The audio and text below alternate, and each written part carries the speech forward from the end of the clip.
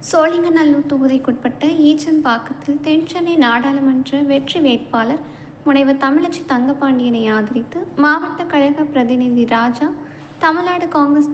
தகவல் அறியும் உரிமை சட்டப்பிரிவு தென்சென்னை கிழக்கு மாவட்ட தலைவர் செல்வகுமார்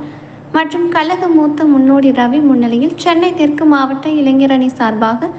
மாவட்ட இளைஞரணி துணை அமைப்பாளர் தியாகராஜன் தலைமையில் சோழிங்கநல்லூர் கிழக்கு பகுதி ஈச்சம்பாக்கம்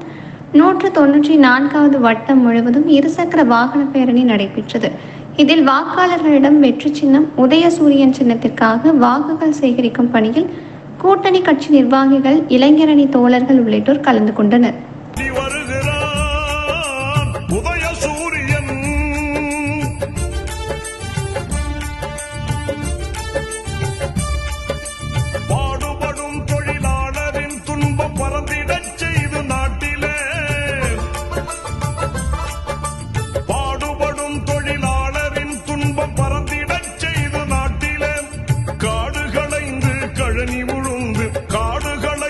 கழனி உழுந்து கதறிடும் உழவன் கண்ணீர் துடைக்க ஓடி வருக